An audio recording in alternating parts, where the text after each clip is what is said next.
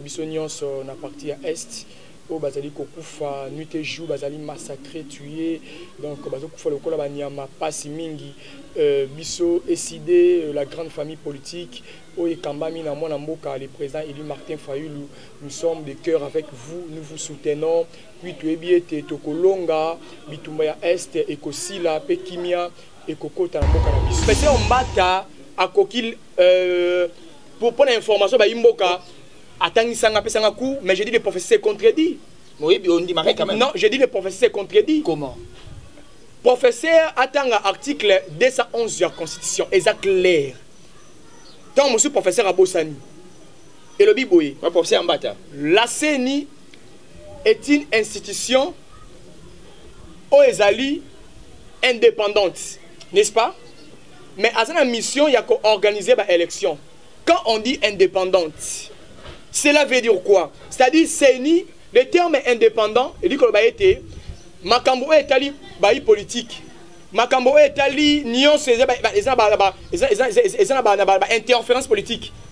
CENI aza akoki ko se soumettre na ngote na ba réseaux sociaux, ba même la biso ba vidéo ba image. Oyo mwana mboka Martin Fayulu tête na ndeko Kabila. Bata na ngote mboka eza ko kende mal en pire, rien ne marche. Donc, problème ya mboka na biso, ceux qui doivent exposer des motifs. Il y a constitution il y a 18 février 2006, et ça clair. Et le biboé, Outali Panda, qui non les ceux qui mboka na biso ça ko marché té, et ça ko évolué té, c'est parce que mboka ezali frappé na crise de légitimité. Alors crise wana, et ça ko frappé ba animateur pe ba institution parce que crise wana est outil nama ponami ya lukuta. Alors le Congo a besoin de l'unité. Tout ça pour ça, tout le monde a mboka na biso et ça la représenter, c'est-à-dire toutes les provinces soient représentées dans les différentes institutions. Et le tout le monde tribalisme ou ezali virus, et ça vraiment accru na kata mboka na biso. Et ben ezali vraiment ko répéter, combattre o ezala qui mené na mwana mboka Patrice Emery Lumumba o biso so lelo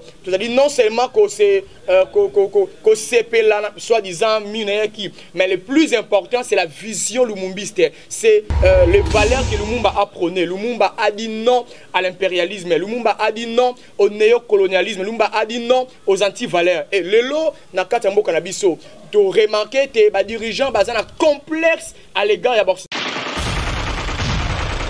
Le Congo ne tombera jamais, car la victoire du Congo dépend de l'Éternel, Dieu des armées, et à ses prophètes qui craignent l'Éternel, comme l'évangéliste Bishop John Israel Makiese, descendant de Fumu Kimbangu, Jean-Baptiste, 3e millénaire.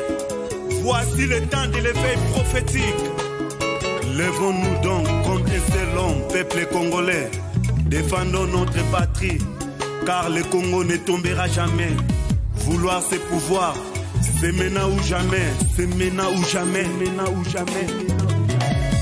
Eh Yahweh, sunga peuple congolais bitumbo tozobunda, ezaya nzotote, ezaya molimo. Archevêque Koutounou Fernando, eh Yahweh, sunga bishope, John Makiese bitumbo azobunda, ezaya nzotote, ezaya molimo. Pasteur Placide Jésus.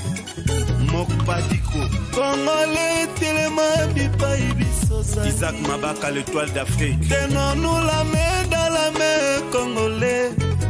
Pona mboka na yo bunda. Loba non Congo iko kabonati. Bienvenue sur notre nouveau numéro émettant depuis Kinshasa. Depuis Kinshasa na Katia Plateau.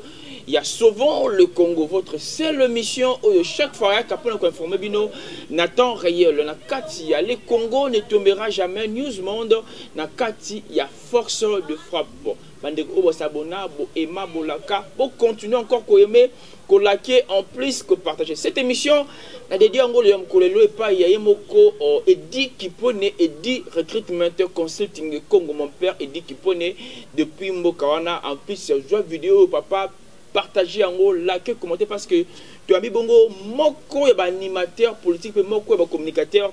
Il y a Lamuka na décidé na kombo ya maître Claudie Zima. Alors avec lui aujourd'hui, tokobeta bongo lisono ya tourné ya président Eli Martin Fayulu Madidi pe masolo o ezobata bongo record na Congo démocratique masolo automatique bongo le président de la République Félix Antoine Tshilombo c'est que la tripartite et c'est ka owapi président Joao Lorenzo président Oya Rwanda Paul Kagame pe président Congo démocratique ba vala ki pour robeta masolo il y a insécurité il y a mboka na biso awa na est il y a république nyonso wana boyeba encore que ba M23 ba biete masolo na bango wana bango tali bango te faut gouvernement congolais a négocié na bango non na individu ka Paul Kagame mais tu habites avec maître Anil Otoko ka le pas en plus tu habites avec masolo il y a mon évidemment comment est-ce que les lots na Congo Kinshasa ba congolais bazole là biloko mati transport passi essence to mazout ko matana ko matami ko nyonso nyonso za bona kati ya machin biso ya mokolo moi le maître Glody mbote na yo mbote ndeko mopanzi sango mbote na ba imboka nyonso bazolanda biso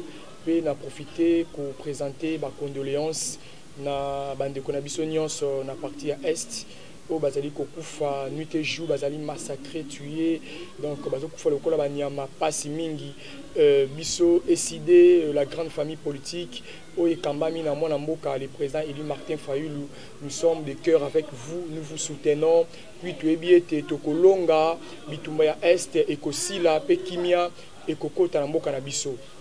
N'informe bien que l'ancien président angolais Eduardo dos Santos, au père de Kibongo Vinaye, maître Glody par rapport à Liwana, je pense que président, ex-président dos Santos a sali au Essinaka Salapona Angola, mais je pense que Afrique, ils ont encore un ça, il y a des dirigeants ou des capables, légitimes, il y a qu'à faire face na otobengi néocolonialisme parce que aujourd'hui même na kati mboka na biso nous avons un problème sérieux il y a légitimité nous avons animateurs au bazali tori koloba baza un peu na moi complexe d'infériorité par rapport à occidentaux. Et bien tout ça pour ça dirigeants africains particulièrement dirigeants congolais bazwa esprit il y a supériorité.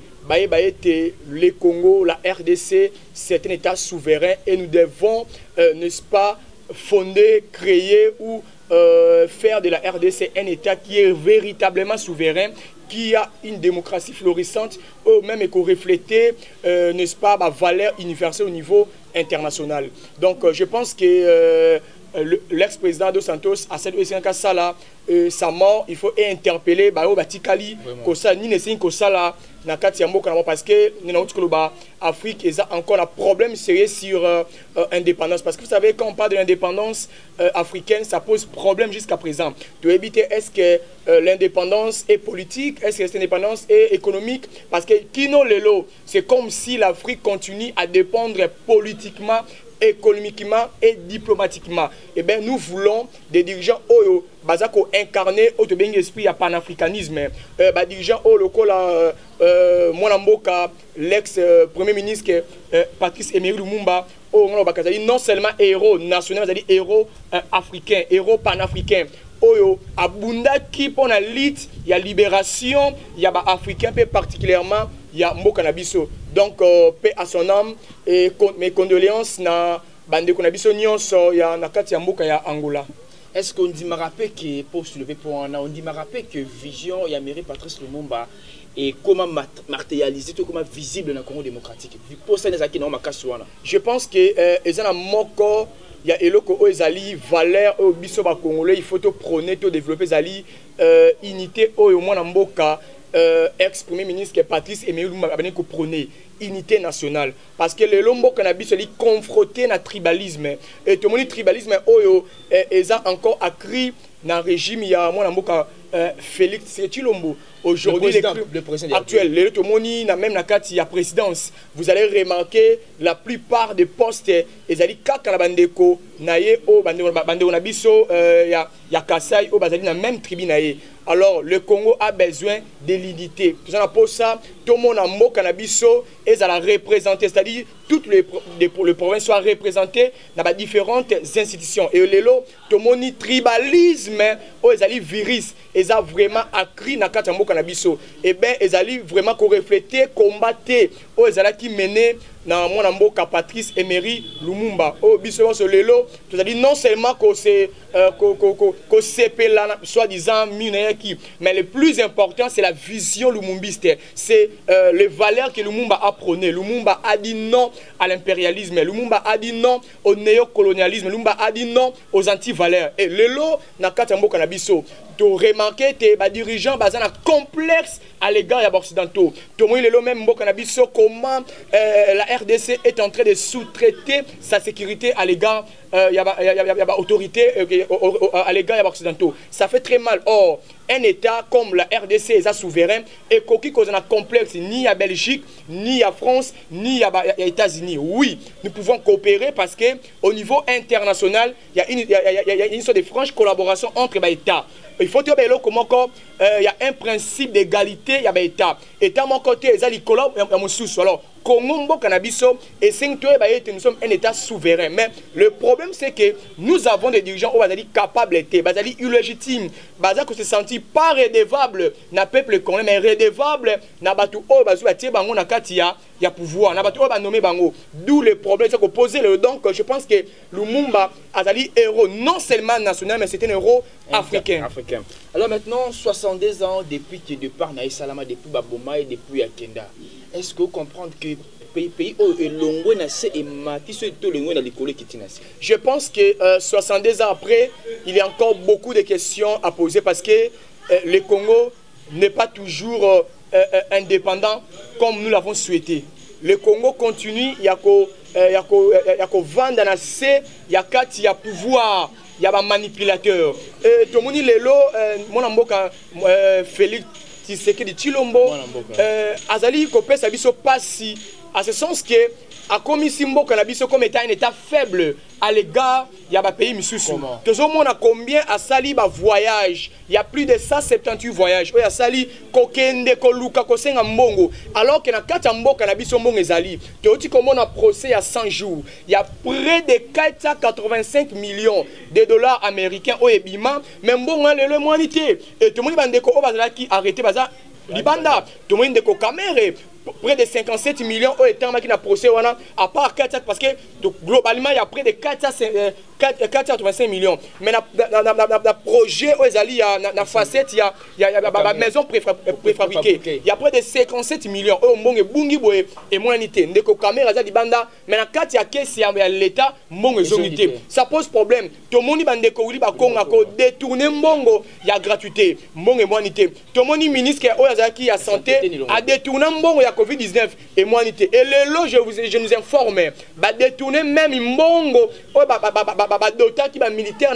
na partie est. Il y a près de 74 millions de dollars américains qui décaissent dans la caisse publique. Mais mbongo comme ça 23 millions. Tout ça retourne la question 51 millions et que wapi. Ça pose problème. Donc ça a été 62 ans après indépendance. Le Congo est toujours par terre. Rien ne va au pays. Mboka ezako qui de mal en pire. Rien ne marche. Donc, problème ya Mboka na biso, ceux qui doivent exposer des motifs. Il y a constitution il y a 18 février 2006. C'est clair. Et le biboy.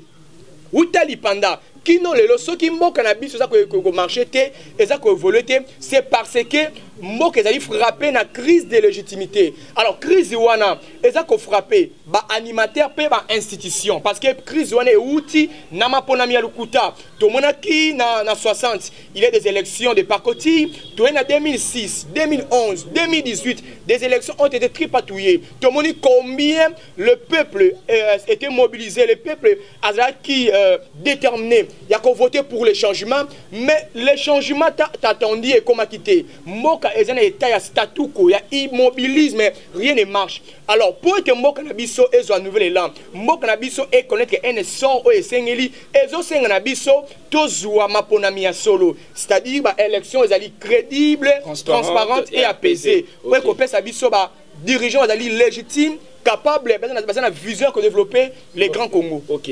Tokoya la question on a question à guerre question tokoya mbalasima. Parce que tout le monde tourné à Mboka le président Eli Martin Fayulu m'a dit de donner Kisangani.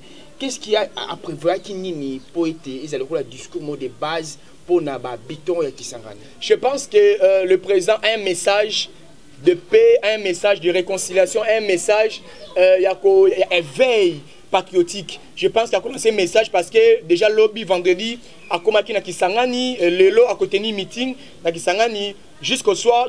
Rolanda biso son message au moins Mboka. Le commandant du peuple Martin Fayulu a memeli Baïmboka. Il faut que noter le comment Martin Fayulu Azali président ya SIDT. Azali kaka président ya Kasaïté. Azali président ya Okatanga. Azali président ya tous les Congolais parce que ça représentait près de 62% de la population congolaise votée parce que biso ban soyebi été na élection ya 30 décembre 2018 na se ya Moula ba mama ba accepter balobi Toboïne Kabila, lelo il faut te mettre fin à ces régimes illégitimes.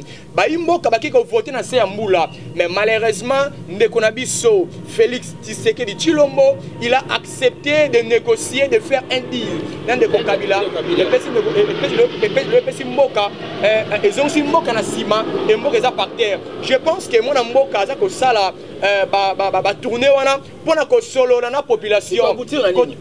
Je pense que au moment où nous sommes, population azana posa ya koko ça a été na soso, na polo, na loso. Azana posa ya message ya maturité, ya message ya développement, ya message oyo ezako garantir bola munaye. Uta année passée mon Mboka Martin atambola ki na Tiopo, à Kendaki, ma différentes provinces, à la population, il a fait des révélations prophétiques. Oh, Bisoban Solelo, Tozo Monango, il a prophétisé si la situation de l'Est, il a parlé si Mametali, grossesse, il y a FC Cash, il a parlé, il a dit, puisque au départ, il a eu crise de légitimité et l'eau comment côté et comme marché. Tout le monde rien ne marche. Dès qu'on a vu ce Félix, il a patogé, a évité à Salanine, à Simbi Oyatiki, à Simbi Wana Atiki, à Simbi Oyatiki.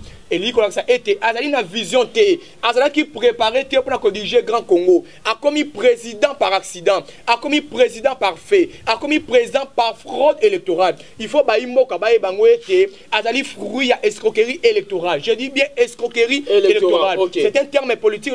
Ça été ndeko oyo Azali qui votait té, mais a commis na pouvoir na ndenge ya maponami ya lokuta. Moto oyo bino boboya ki bo sa filina et Joseph Kabila Kabange, mais mon président Eli Martin Fayulu m'a dit azuli ko moyen mo asa filina comme le col amine ba ko robetani ba bloc akati nyon suwana zo bengi président Félix Tshisekedi Tshilombo qui a beta ba code a beta ki code pour pouvoir au bini bobundé qui pone yango d'abord na ba réseaux sociaux ba même la biso ba vidéo ba image oyo mwana Mboka Martin Fayulu tête na Ndeko Kabila batana ngote alinga ki na décortiquer et le côté koloba mwana Mboka Martin Fayulu asali alliance politique na Ndeko Kabila té asali coalition politique de Kabila-té. Problème est où tu wapi.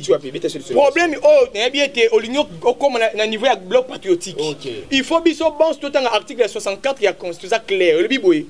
Tout Congolais a le devoir de faire échec à tout individu ou groupe d'individus qui prend le pouvoir par la force ou qui l'exerce en violation de la présente constitution. Et lui, tu as remarqué que Tshisekedi Alingi abani ko instaurer autoritarisme na kati mboka. Abani ko instaurer une dictature na mboka. Abani ko instaurer une parti unique, union sacrée et ça parti unique. O ezali même que violer article 6 de la constitution, ezali ko promouvoir pluralisme politique. Tobi non tokoki kotika mboka boete nde balaiki catholique ya bandeko ya CC na mila pro balança qui appelle ya kotambola pour na koloba non à la dictature fatiste, non à la CENI politisée. Mon Mboka Martin Fayulu a lancé appel à bloc patriotique. Alors bloc patriotique est la question il y a ba parti politique té. Et la question il y a plateforme politique té. Et la question il y a Congolais. L'autre côté on a tous les Congolais.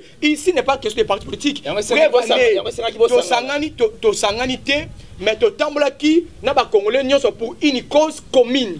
Et puis tant to tamboli et sili. Tu es bien le comment qu'on a science politique.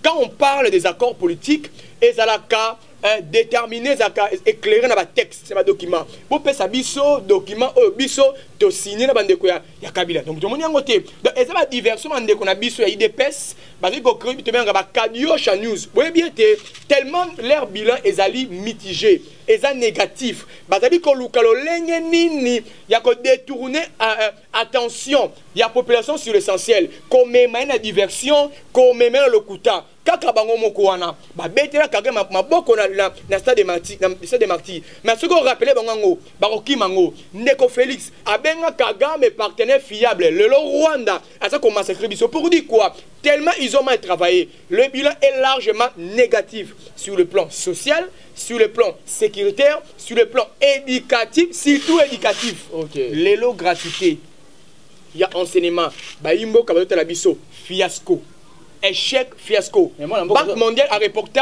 financement débit. Aujourd'hui ça pose problème. Moi oui, na kopesa élément zo bunda.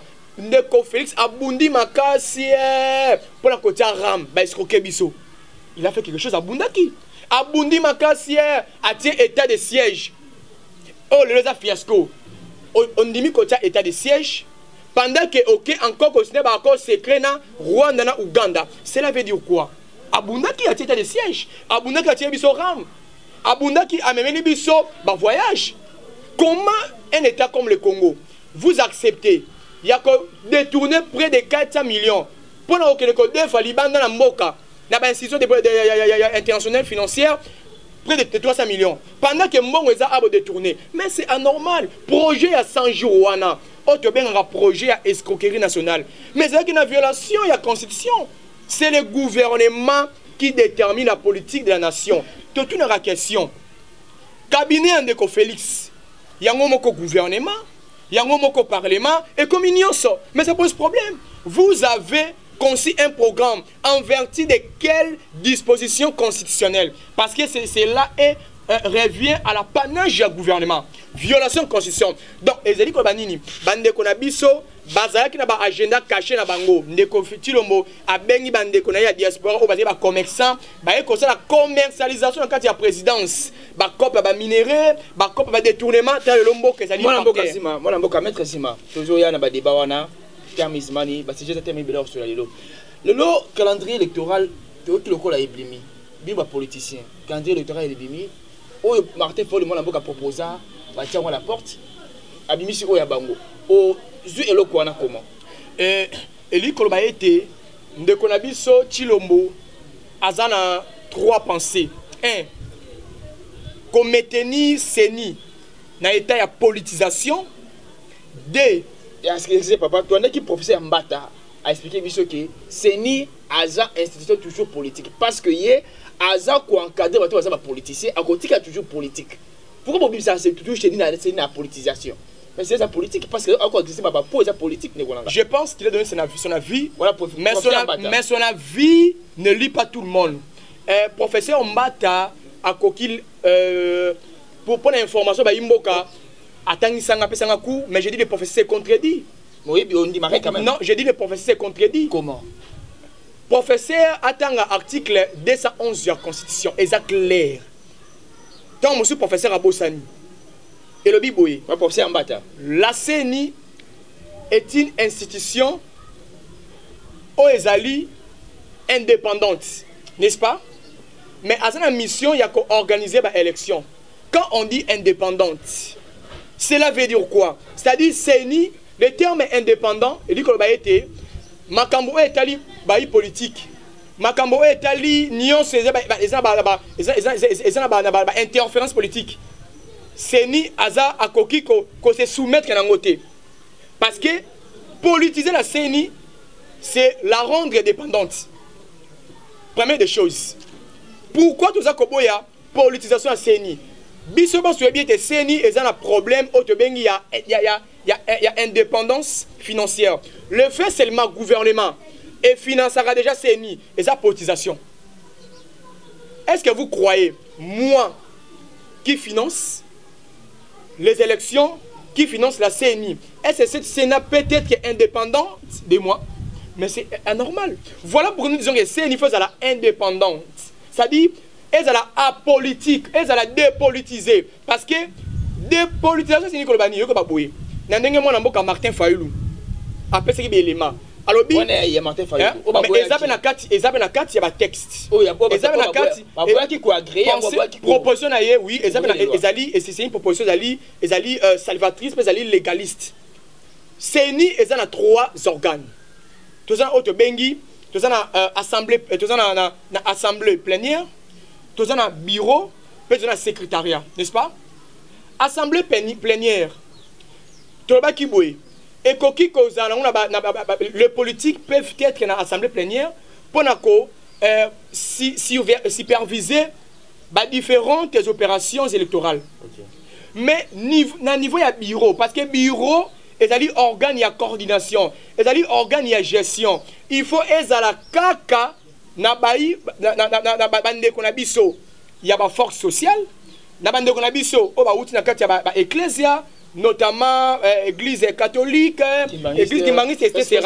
Pour permettre que bango va travailler sans interférence politique. Vous voyez, mais à niveau de l'assemblée plénière, il peut y avoir des politiques, mais bakoki juste que superviser. Vous comprenez? Alors, ceux qui sont ici, bayi politique dans le bureau d'office, la scène est politisée.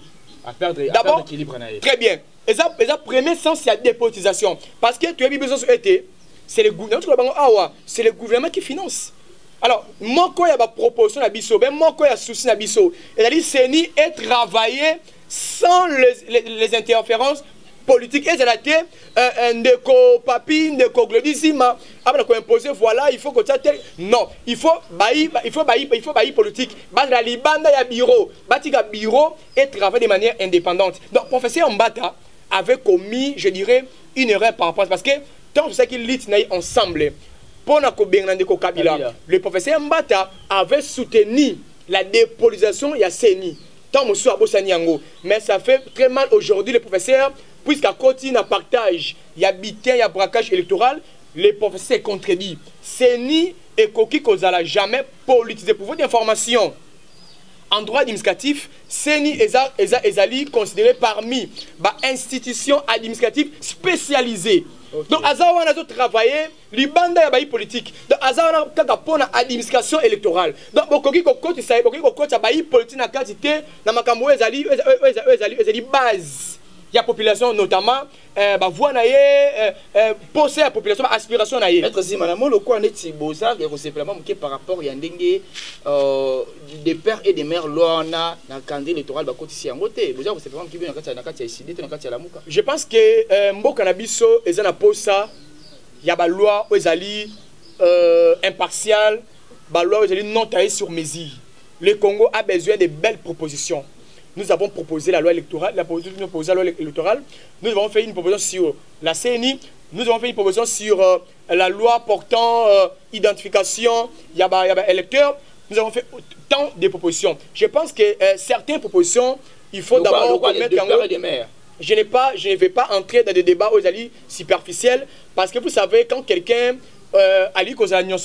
quelqu'un qui n'est pas dans ce domaine, il prend la folie de proposer une loi où il faut maîtriser, ça pose problème. Donc nous voulons des lois justes, des lois pour la population. Merci. Loi on a des pères et des mères, soit kabino la muka na nini. Ndeko ezali kambu yako swate. Vous savez, il faut que le peuple azo senga nini. C'est le plus important. Peuple azo na posa ya ba kondia solo. Peuple azo na posa alia malamu. Peuple azo na posa amona bana kotanga ba condition sengeli. Peuple azo na posa amona makambu kotambola comme il faut. Mais quand vous nous amenez, vous nous proposez des lois impartiales qui créent la ségrégation sociale. Mendeko, le Congo a besoin de l'unité nationale. Le Congo a besoin de lois aux alliés impartiales. Il y a un truc awa nakati ya gestion ya mboka. Bien nakati momenta etali kota musamboka. Toza to bengaka ba priorité na ba priorité de priorité. Même dans matière il y a législation en matière d'élaboration de texte. Il faut que la loi aux alliés priorité en déco. Est-ce que cette loi là est prioritaire pour le moment? Question où il et pas il y a Edi Kipone. Papa Edi Kipone depuis Grèce. A bien posé question pas naïo parce que l'équipe n'a prévu dans mon niveau boé pour la réponse à Moutouna voilà. Vous avez sûr et certain vous avez sûrement que Martin Fayulu m'a dit c'est un Congolais de père et de mère. Mais je vous dis, c'est un débat révolu. Le président a déjà répondu à cette question. Je pense que c'est un débat autour parce que déjà Congolais a fait sa réponse. Apone la biso mon amboka Martin Fayulu. Pourquoi pona qui est? C'est parce que Aïba qui était Yenda Zali Congolais Oyo biso. Tozali kondima été je pense que des débats ont déjà dépassé. Il suffit, vous savez. Mais débat, vous savez, ils ont un débat oyo et quand diversion la carte il y a makambo essentiel. Débat par exemple sur nationalité, c'est un débat de diversion. Seni a avalisé qui candidature, il y a mon amboka Martin en 2018. Vrai ou faux? Seni aza habilité, soit il y a validé, soit il y a invalidé. Le col a validé qui soit tout comme a validé qui. Mais ça prouve à suffisance que toutes les conditions ont été réunies. Donc il y a un débat encore parti parce que le peuple congolais déjà a ponant qui Martin Fayulu. Donc Martin Fayulu congolais de père et de mère. Donc je pense que c'est des parce que très bien mais c'est un secret de polichinelle et Azali congolais à solo. Tant que qui discours qui azo pesa ba détail qui est papa qui est azali mémorisation est-ce que yebi eloko moko ata na classe mwana o azali zoba mwana o eloko maîtriser ta ebité si vous commet les réponses au ko remarquer a autre réponse à ba erreur ngana zali mwana ya tiangu ya solo zali congolais de père et de mère. Est-ce que dans son que fallu la bembe tata na bango te nous on a bango quartier de tiangu. Je pense que nous devons amener ces débats au haut niveau. OK, merci. Ça c'est un débat, il y a pas merci maître Zima. Parti au pouvoir UDPS boza la carte de débat c'est maître Zima Glodi azali communicateur il y a décidé communicateur il y a élan. Mais maintenant la Mouka pardon. Maintenant tu ma solo il y a problème il y a guerre il y a est. Tu vois qui bongo tripartite, tu vois tu benga triumvirat. 3 présidents, il y a Afrique centrale, président Joao Lorenzo, Félix Tshisekedi, tout le monde dit bon encore au Angola, la Combo il y a Kagame. Pour le coup de la guerre il y a est. En même temps, maître Zima Congo est toujours dans carte embargo. À cause de la armée, à cause de la armée. Maître, tu vas des questions du bosso. Réunion on a 3 personnes on a tripartite on a au président Angola qui bon le coup là arbitre. D'abord, il faut qu'on précise Elo comment encore. Lelo Mboka Nabiso est dans sa 5e agression. 5e agression depuis 96. Tout le monde qui biso avant M23, il y a eu d'autres mouvements terroristes et comme échangé, CNDP, différents noms qui ont la M23. Mais d'abord, avant il faut qu'on note le moment bango.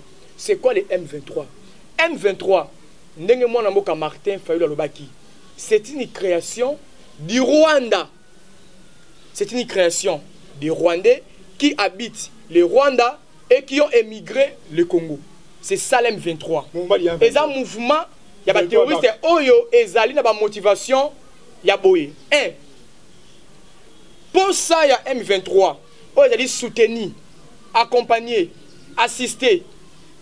Na Rwanda, d'abord, ezali ko maintenir stabilité, il y a insécurité na kati ya mboka na biso. Bien, stabilité, il y a insécurité na kati ya mboka na biso. Insécurité de la constante. Première des choses.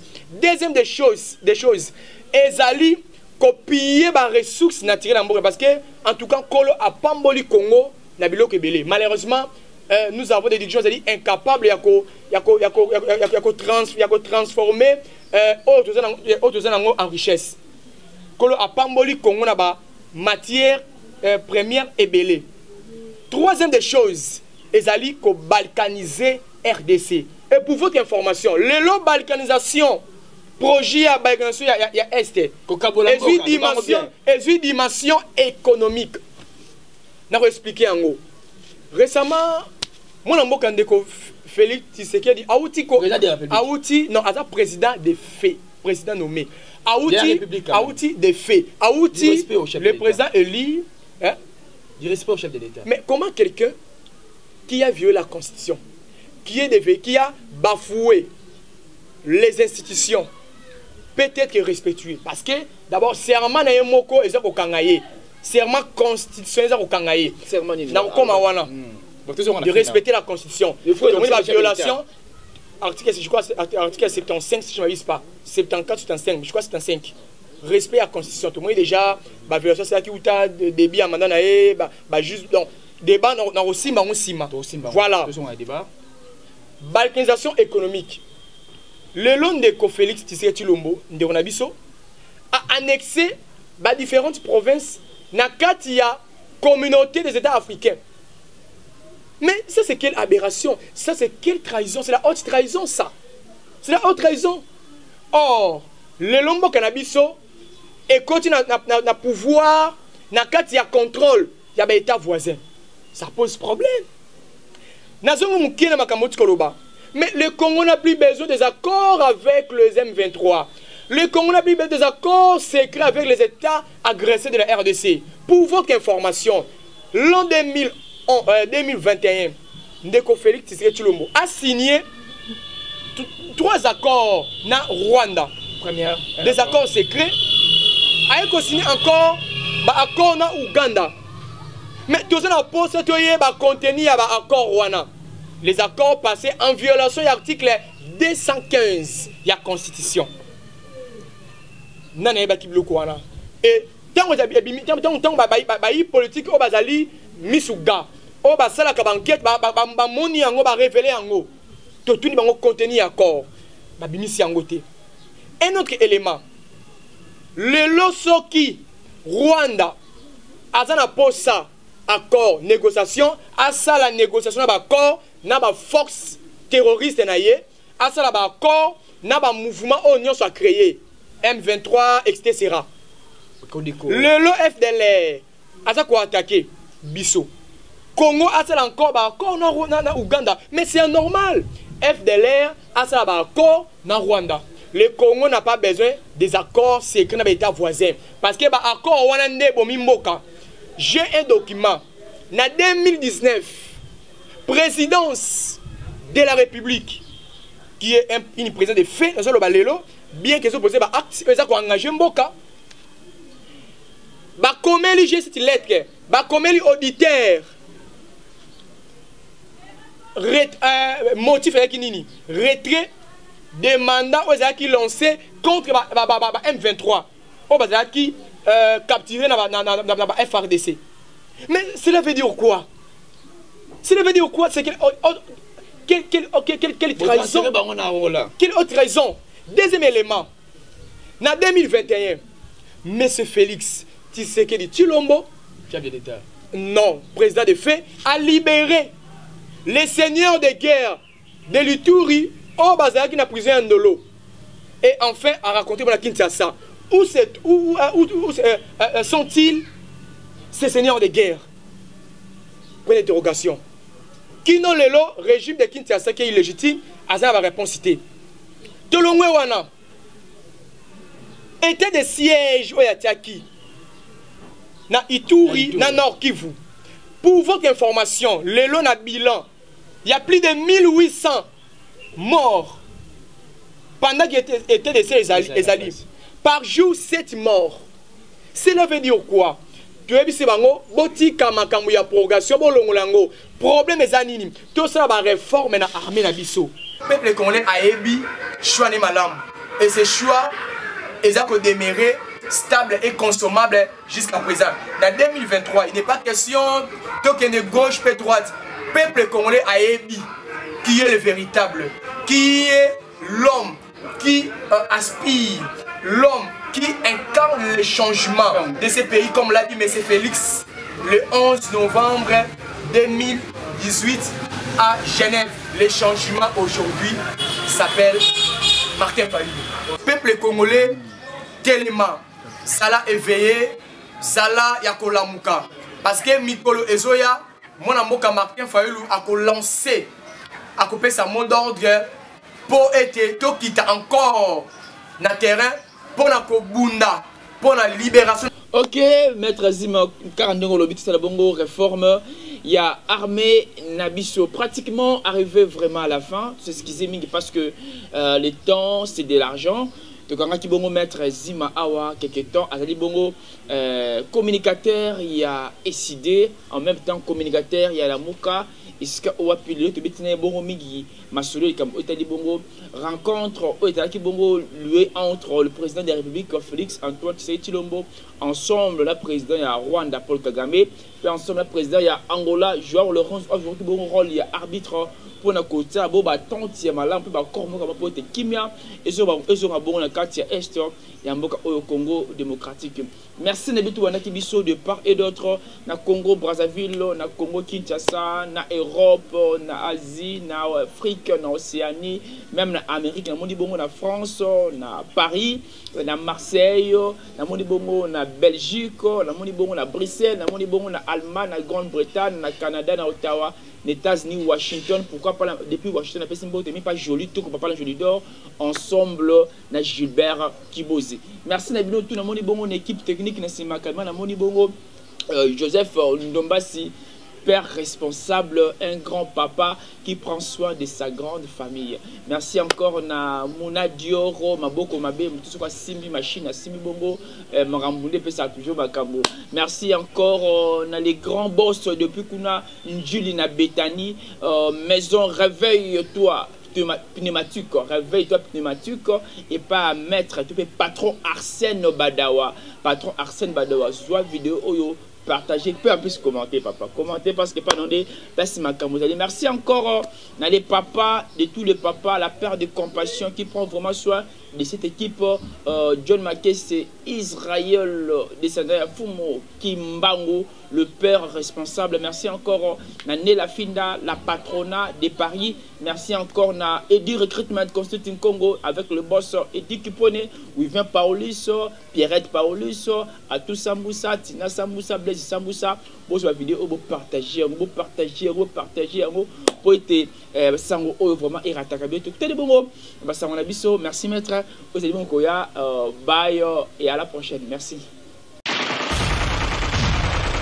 Le Congo ne tombera jamais, car la victoire du Congo dépend de l'Éternel, Dieu des armées, et à ses prophètes qui craignent l'Éternel, comme l'évangéliste Bishop John Israël Makiese, descendant de Fumu Kimbangu, Jean-Baptiste et 3e millénaire.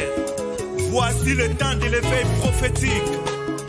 Lèvons-nous donc comme un seul homme, peuple congolais. Défendons notre patrie, car le Congo ne tombera jamais. Vouloir c'est pouvoir, c'est maintenant ou jamais, c'est maintenant ou jamais, maintenant ou jamais. Yahweh, sunga peuple congolais, bitumbo tozobunda, Ezaya zotote, Ezaya molimo. Archevêque Koutounou Fernando, Yahweh, sunga bishopé, John Makiese, bitumbo azobunda, Ezaya zotote, Ezaya molimo. Pasteur Placide Jésus. Mokpadiko Congolais Téléma Bipaï Bisosa Isaac Mabaka l'étoile d'Afrique. Tenons-nous la main dans